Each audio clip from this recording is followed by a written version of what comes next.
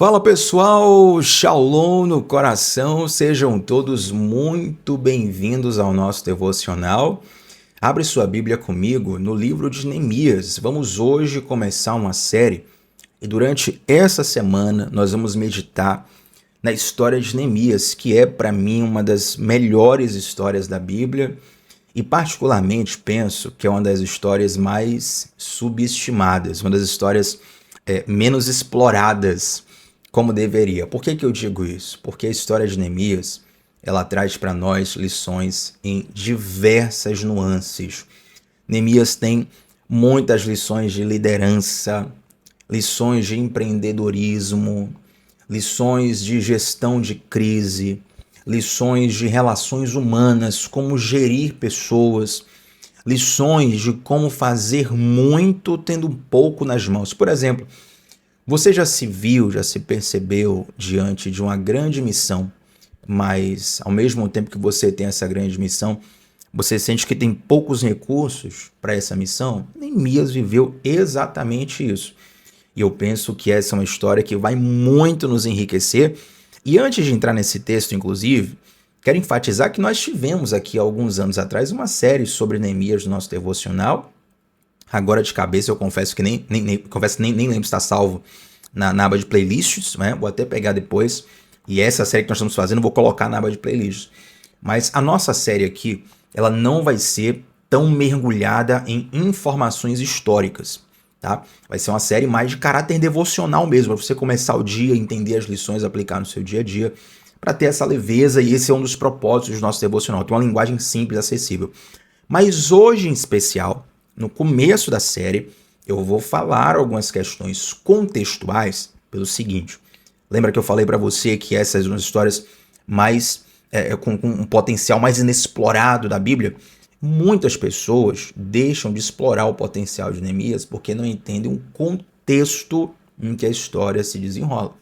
O contexto é que vai dar dramaticidade a toda a questão. Drama no bom sentido, né? Você vai entender que é uma questão complexa, que é uma questão importante. Às vezes, quando você conhece uma história muito superficialmente, você pensa que é uma história qualquer. Mas quando você vai mergulhando, entendendo o contexto, você vai entendendo a profundidade e os desafios que ela aguarda, tá bom? Então, vamos para essa série devocional. Então, nesse início, algumas informações históricas que vão te ajudar a entender o texto.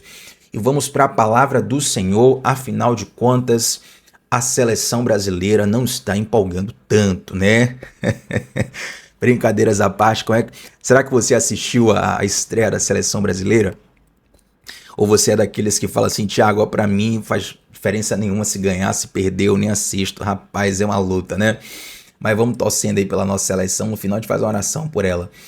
Vamos lá, gente, Neemias capítulo 1. Antes de ler esse texto, convidar você que está aqui para se inscrever no nosso canal e estarmos juntos de segunda a sexta, 7h30 da manhã, sempre começando o dia mergulhando na palavra de Deus. Tem pessoas que estão maratonando os jogos da Copa do Mundo e nenhum problema, eu também estou tentando assistir o máximo que eu consigo.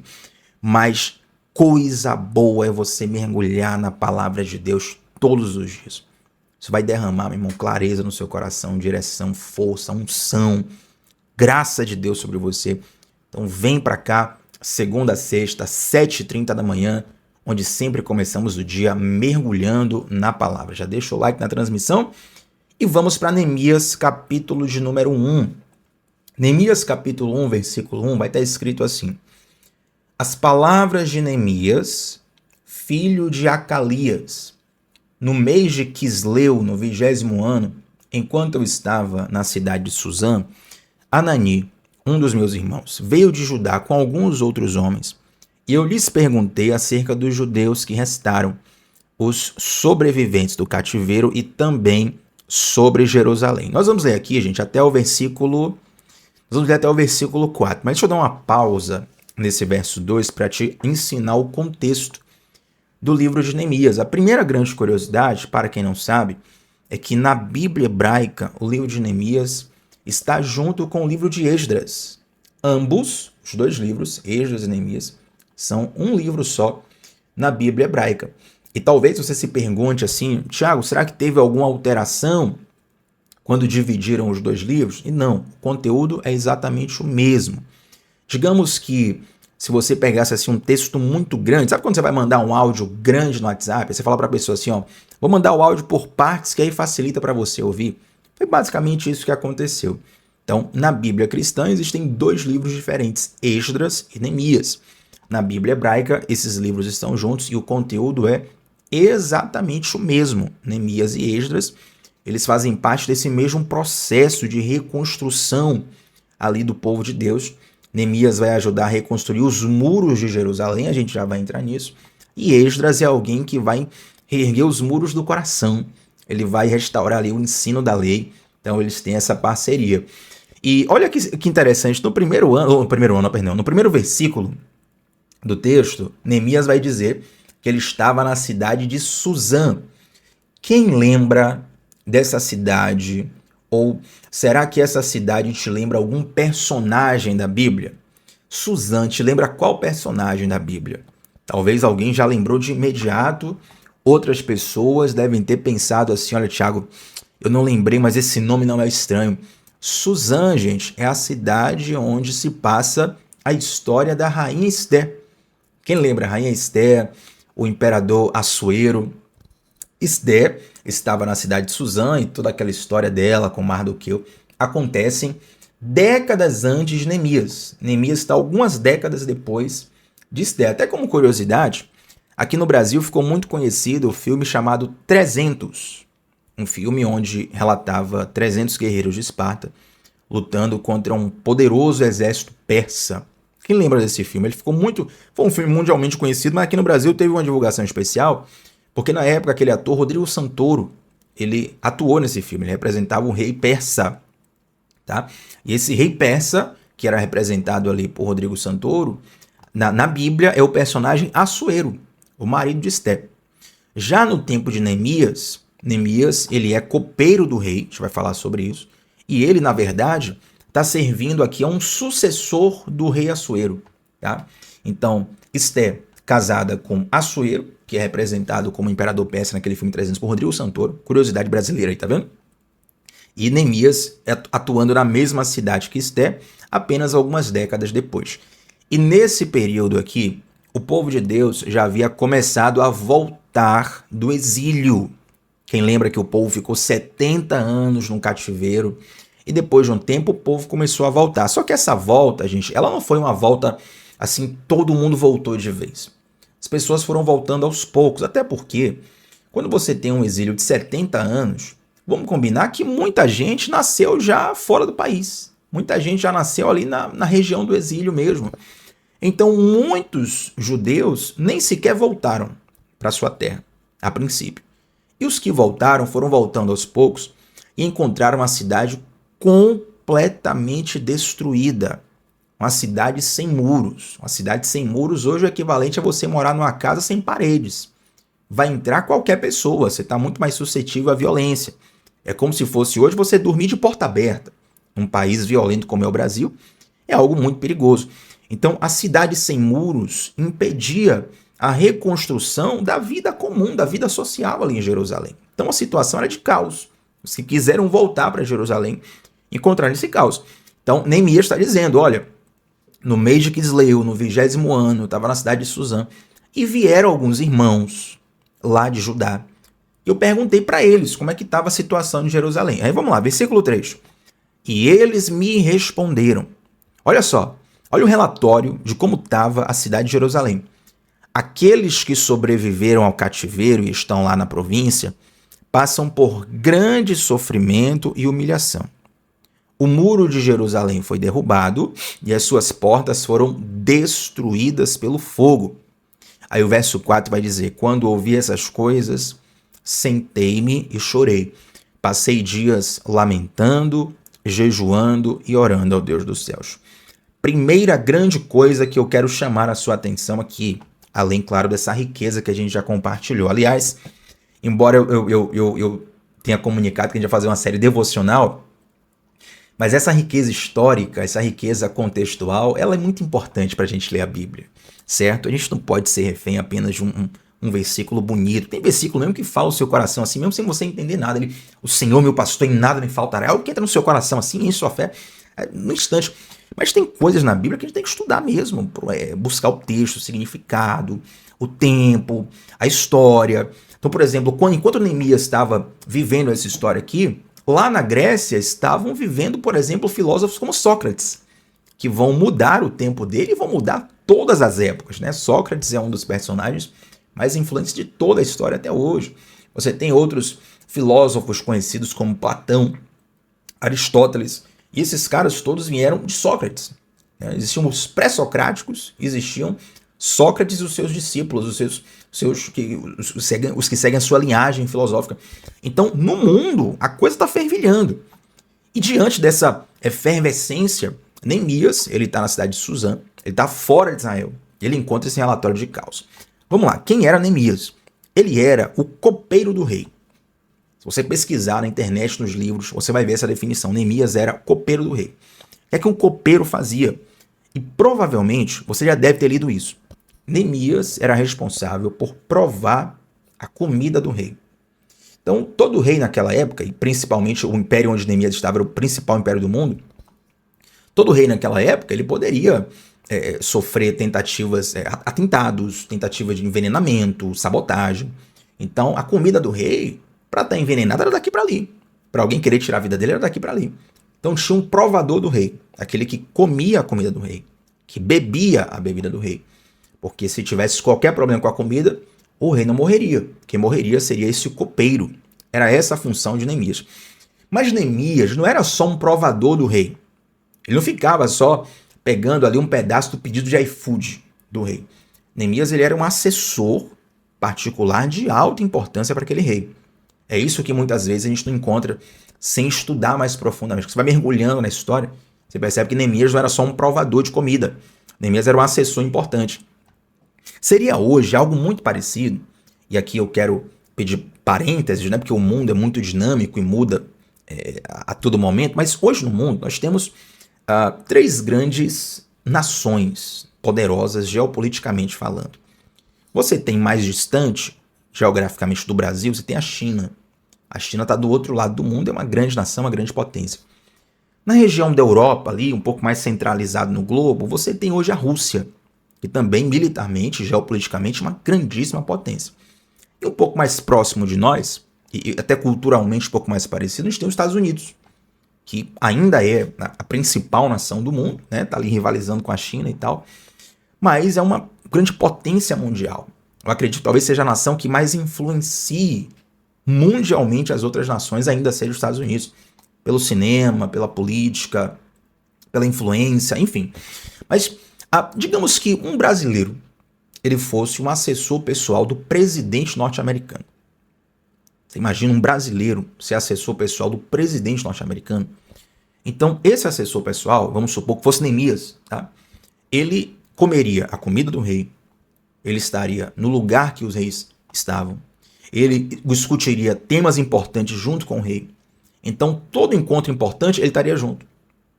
O tipo de roupa que ele ia usar seria a melhor do mundo. A comida é a comida, literalmente a comida do rei, o prato do rei. Era a melhor comida do mundo.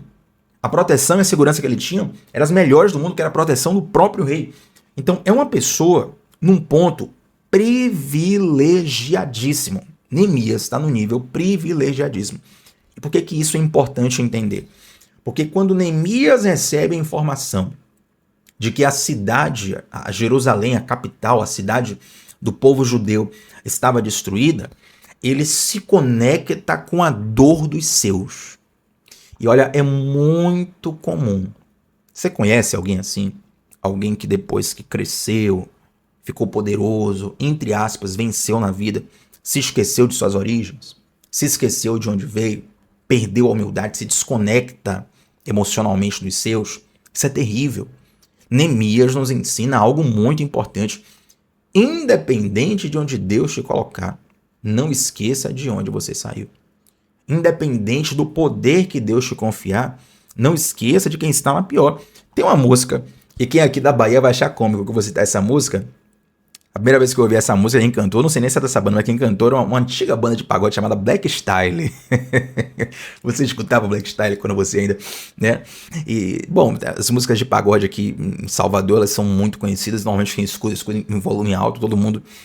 E eu lembro que uma música, o nome da música era Roda Gigante. Mas embora seja uma música de pagode, que às vezes é associado a uma poesia mais fraca, às vezes associado à futilidade, infelizmente muitos, né, trazem uma mensagem muito fútil mesmo, mas essa música é interessante. Porque ela fala assim, ó, a vida é tipo roda gigante. Então pra que esculacho? Hoje você tá em cima, amanhã você tá embaixo. Aí o cantor fala, esse meu Deus que me guia é a melhor saída, porque a humildade é a essência da vida. Ministério de Louvor Black Style, Pastor Robson. Quem não é de Salvador, quem não é da Bahia, não tá entendendo nada, mas quem é baiano sabe a delícia do que eu tô falando aqui. E essa música me chamou muita atenção na época, né? Eu fiquei refletindo nessa letra, falei, oh, interessante, né? Um show de pagode, assim, um cara cantou isso. E essa é uma mensagem que, embora não seja de um culto, de uma pregação, é uma mensagem bíblica. A vida é roda gigante mesmo. Eu não preciso nem te explicar teologicamente isso aqui, você sabe que é verdade. A vida é roda gigante. Às vezes você tá na pior, às vezes você tá na melhor. O principal é você guardar o seu coração. Quando você estiver na pior, guarde seu coração em Deus. Não murmure, não reclame. Trabalhe, batalhe, faça o melhor com o que tiver diante das suas mãos. Quando você estiver na melhor, guarde seu coração do mesmo jeito. Não humilhe os outros. Não se esqueça de onde você veio. Não perca a sua origem, não perca a sua essência. Entende?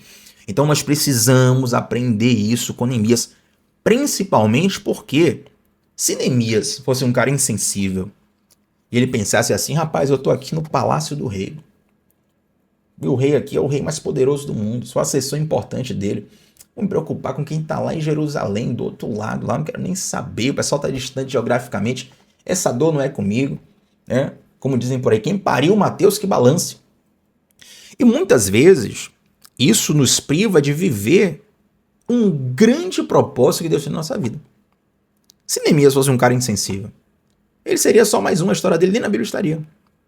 Mas devido à sensibilidade dele, de se importar com os outros, de se importar com os seus, de se importar com quem estava distante geograficamente dele, mas que era osso dos seus ossos, carne da sua carne, era o seu próximo. Olha o conceito de próximo na Bíblia.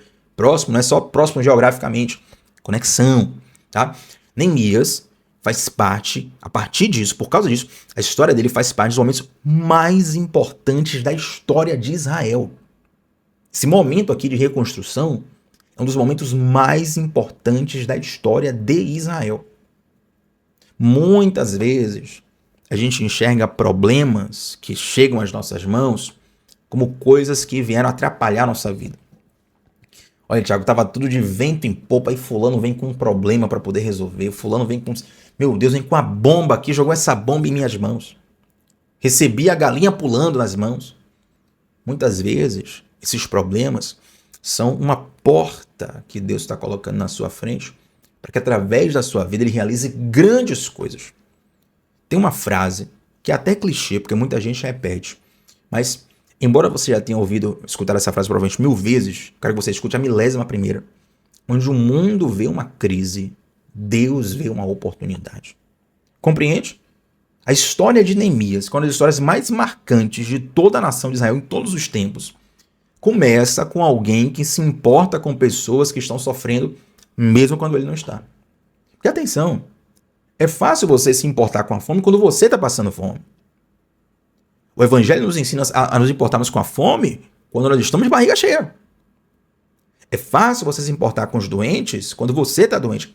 O Evangelho te convida a você se importar com os doentes quando você está curado. É fácil você se identificar quando você está passando pela situação. Mas o Evangelho nos convida a termos empatia com pessoas que estão em situações diferentes da nossa, compreende? E aí Neemias, ele toma a seguinte decisão, versículo 4, quando ouvi essas coisas, sentei-me, chorei, passei dias lamentando, jejuando e orando ao Deus dos céus. 3 coisas muito importantes e que eu vejo até cristãos experientes esquecendo de colocar isso em prática. Porque entenda uma coisa, queridos, cristianismo, o evangelho, quando eu falo cristianismo, eu não quero nem até religião, tá? Eu falo do evangelho, o que Cristo ensina, o cristianismo. A prática do que Cristo ensina. A diferença do cristianismo não é uma informação nova. É o que você pratica. A essência, a diferença do cristianismo é isso, sabe? Eu vi uma frase esses dias do Tolkien, O Tolkien escreveu em Senhor dos Anéis, falou algo, eu não vou pegar a frase exata, tá, gente? Me perdoe se tiver algum erro na frase, mas algo parecido com isso, ó.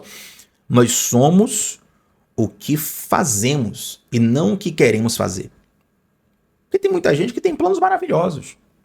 Você já passou por uma noite de insônia?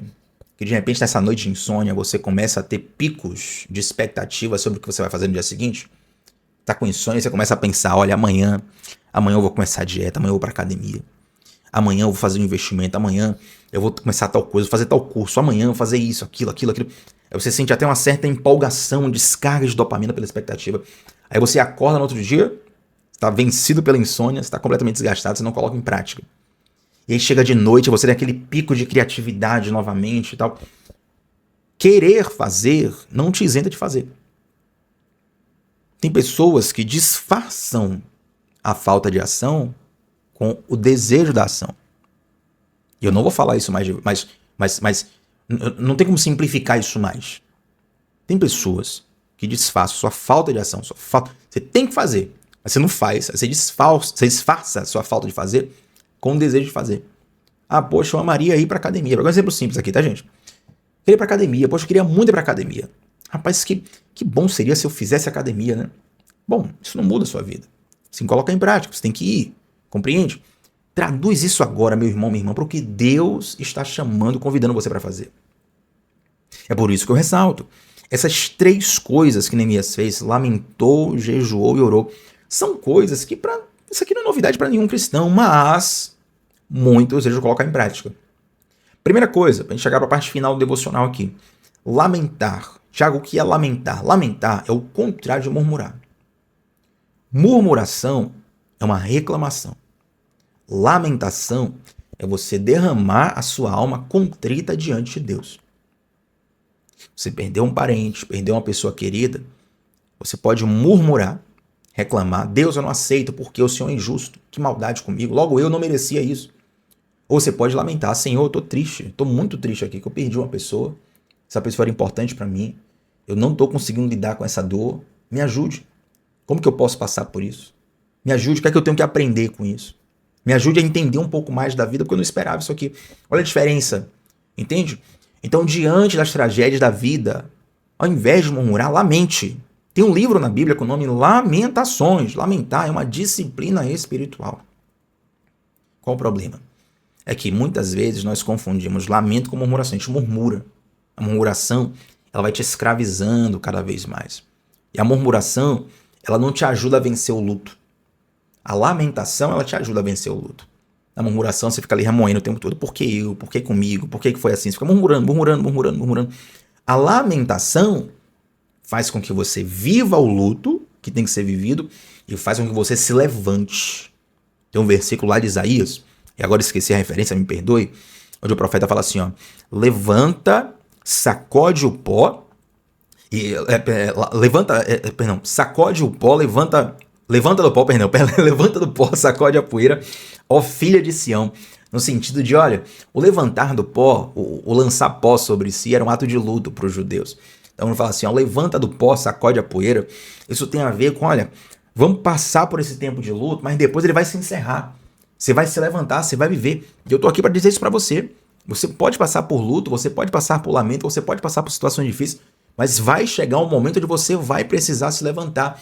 Para que você tenha forças para se levantar, é preciso lamentar diante de Deus. Depois que Neemias fala com Deus, ele vai lá e fala com o rei. A gente vai falar sobre isso depois, mas nos próximos devocionais. Mas antes de falar com os homens e de murmurar, Neemias vai lamentar diante de Deus. Mas ele não só lamenta, ele jejua e ora. O jejum ele te dá clareza espiritual. O jejum ele te ajuda a perceber melhor o mundo espiritual. Eu vou trazer aqui uma analogia que você vai entender muito bem. O jejum, por exemplo, falando de jejum, do jejum físico mesmo, isso independente de seu credo, tá? Se você fizer jejum, um jejum saudável, você vai ter, por exemplo, dentre os benefícios, vai desintoxicar o corpo, você vai se sentir mais disposto, você vai ter mais clareza mental, você vai conseguir raciocinar melhor, vai conseguir perceber melhor as situações. O jejum, por si só, ele já faz isso com o seu organismo. Quando você faz um jejum espiritual, você não tem só clareza mental, para entender que 2 mais 2 é igual a 4. Você tem clareza espiritual, discernimento espiritual, para perceber coisas que estão no mundo do espírito. Lembra que nós falamos agora há pouco que onde o mundo vê uma crise, Deus vê uma oportunidade? Quem vai te fazer ver a crise como oportunidade é o jejum. Porque as pessoas estão olhando ali para aquela crise, para aquele problema, dizendo: meu Deus, que coisa terrível, que coisa horrorosa que aconteceu conosco, ó céus, o que iremos fazer? O mundo vê crise. Deus coloca diante de você uma oportunidade. Olha, eu estou para fazer um estudo. Eu vou fazer uma série aqui no Devocional. Vamos fazer uma série no Devocional sobre a unção. E quando nós falarmos sobre a unção tem poder, tem coisas sobrenaturais, tem tudo isso, vai falar de tudo isso. Mas a unção, ela também, ela te dá uma percepção conforme a vontade de Deus. Você começa a perceber as coisas como Deus percebe. Compreende? Deixa eu dar um exemplo. O gigante Golias, ele era gigante só para os outros ou era gigante para Davi também? Ele era gigante para Davi também. Davi não era um cara de 3 metros de altura, não. Um ser humano normal, um homem normal. A altura do gigante era desproporcional para Davi também. O gigante era forte. Só que Davi, ele enxergava o gigante como Deus enxergava. As pessoas olhavam para o gigante e falavam assim: rapaz, não dá para lutar com esse cara não. Esse cara vai me matar. Aí como é que Davi fala, quando vai enfrentar ele? Ele fala assim: ó, você vem para mim com paus e pedras, Golias fala, né? Aí ele fala assim: ó, eu vou contra você pelo nome e autoridade do Senhor dos Exércitos. Eu vou lutar contra você pela autoridade do Deus de Israel. A unção que tinha em Davi fez ele perceber a situação de um modo diferente. Note, a situação é a mesma, o fato é o mesmo, mas a percepção do fato é diferente. O jejum te leva para esse lugar de discernir conforme a vontade de Deus. Nem sempre e quase nunca, para falar a verdade, aliás, é forte, quase nunca é forte, mas nem sempre o jejum vai mudar a situação. Mas o jejum te ajuda a perceber melhor a situação. Quando você percebe melhor a situação, você vai lidar com aquela situação melhor, certo? Eu lembro de vários momentos ali, por exemplo, treinando jiu-jitsu. E aí quando eu tava ali numa situação ruim na luta, e aí o professor mandava fazer um gesto só, um pequeno gesto assim: ó, não mude tal coisa, vá para tal lado, coloque a mão dessa forma, a perna dessa forma. E um gesto só já mudava completamente a luta. Estava completamente desfavorável, passou a ficar totalmente favorável. Por quê? Porque tem alguém de fora percebendo coisas que eu não percebo. Compreende? A mesma coisa, meu irmão. Deus percebe coisas que você não percebe. E esse discernimento de Deus, essa mente de Deus, ele fala assim: ó, nós temos a mente de Cristo. Essa mente de Deus, ela está disponível para nós. Já como é que eu acesso? Quando você jejua, essa clareza, não só mental, mas também espiritual, vem sobre você. Neemias sabia disso. Olha que case Neemias dá. Meu Deus, se eu fosse professor de empreendedorismo de Harvard, Neemias ia ser meu primeiro estudo de caso. Esse cara lida aqui com as situações mais difíceis. E ele vai ali pela graça de Deus. E olha, Neemias não era um cara assim, super especial no sentido de príncipe, rei, um grande guerreiro de muitas batalhas. Não, era um cara relativamente comum. Era um cara que nem eu, que nem você. Mas era alguém que estava debaixo do coração de Deus. Era alguém que sabia buscar Deus mesmo nos momentos mais difíceis. Então ele lamenta, ele jejua e ele ora ao Deus dos céus. Aqui o texto vai começar a se desenrolar. E ele vai orando ao Senhor, claro, o texto de Neemias. Eu te convido a você ler em sua casa o texto de Neemias. Ele vai começar a clamar ao Senhor, clamar. De repente vai começar a vir discernimento para Neemias. Deus vai começar a colocar no coração de Neemias estratégias. Aí Neemias vai lá, fala com o rei. O rei autoriza Neemias a se ausentar. O rei dá para Neemias cartas de autorização para ele ter material de reconstrução, para ele ter parcerias, para ele ter aval nos lugares onde ele passasse. As portas começam a se abrir. Tiago, eu quero essas portas se abrindo sobre minha vida. Alinhe-se debaixo do propósito de Deus. Sabe por que isso aqui aconteceu? Porque essa foi uma convergência entre a vontade de Deus e a vontade de Neemias. Primeiro a vontade de Deus. Depois Neemias se alinha debaixo da vontade. Claro que Neemias, como um homem, como pessoa, ele queria a reconstrução de Jerusalém. Mas, acima de tudo, o interessado era Deus. Meu irmão, quando Deus está interessado, ele patrocina. Imagine que você seja um pedreiro, tá? Talvez alguém aqui realmente já trabalhe com isso. Mas imagine que você nunca trabalhou. Vamos imaginar, para te fechar o devocional. Imagine que você trabalha como pedreiro. Aí você vai agora fazer a casa de uma pessoa que é pobre, ou então está financeiramente apertada. A pessoa fez um projeto gigante, rapaz, um casarão desse. Aí você fica perguntando, né? Será que o fulano vai ter dinheiro para terminar essa construção? Aí toda hora na obra fica faltando coisa. E a pessoa tá apertada, não se organizou direito, o projeto é gigante, a pessoa não tem recurso, e você fica ali e tal, e falta coisa, e faz de qualquer jeito, e não, bora ver e tal, tá chegando, perere, parará. E a obra nunca termina, porque fica tudo faltando, a pessoa... O projeto é grande, mas quem tá patrocinando é pequeno. Imagina agora, meu irmão, que você é um mestre de obra, de um cara, que dinheiro não é o problema dele. Você liga pra ele e fala assim, ó, fulano, faltou tal coisa. Vou mandar o carregamento aí agora. Faltou outra coisa. Não, vou mandar, vou fazer isso, aquilo, perere, parará. As coisas vão fluindo, por quê? Porque quem tem um projeto grande, nesse caso, está patrocinando. Compreende? Pergunta é, quem está patrocinando os projetos do seu coração? Às vezes são projetos que nascem no nosso próprio ego, nosso próprio desejo de fama, de validação, de senso de pertencimento, nossa carência, uma série de coisas. Deus não vai ficar patrocinando esses projetos carnais. Entenda isso. Deus não vai ficar patrocinando esses projetos. Mas, Thiago, eu conheço um monte de gente que tem projeto carnal e prospera. Mas não foi disso que patrocinou. Às vezes aquilo se torna até uma maldição para a pessoa. Compreende? A pessoa fica presa ali, ela ganha o mundo e perde o coração. Que adianta ganhar o mundo inteiro e perder sua alma? Mas quando Deus patrocina um projeto... Já como é que eu faço para saber os projetos que Deus está patrocinando? Isso aqui, ó. É palavra, é jejum, é oração. Você começa a conhecer o coração de Deus. Você conhecer o coração de Deus, você vai começar a conhecer as coisas das quais Deus se importa, Deus se interessa, os projetos que Ele patrocina. E você vai entrar nesses projetos e as coisas vão começar a fluir porque Deus está na frente. O seu projeto, a sua conta. Os projetos de Deus, a conta de Deus. Amém, gente? Olha, eu não falei nem 10% do que eu queria falar aqui, mas eu precisava realmente tornar mais enxuto. E olha que o devocional demorou, né? Mas glória a Deus por isso. Eu acredito que foi muito enriquecedor para todos. Vamos orar para a gente fechar o devocional. Antes de orar, quero te pedir uma ajuda em especial. Primeiro, você que está aqui a primeira vez, se inscreve no canal. Todos que estão aqui, deixa um like na transmissão.